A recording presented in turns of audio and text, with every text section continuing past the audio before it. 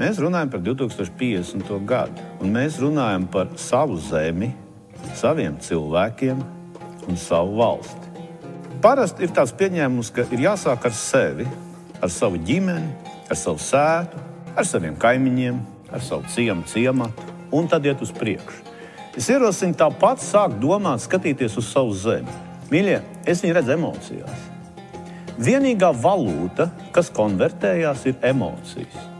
Emocijas es redzu līksmus, bērna smieklus, mammu, tēti, kas no rīta pamostās laimīgi, jo viņi zina, ka viņus sagaida burvīga diena.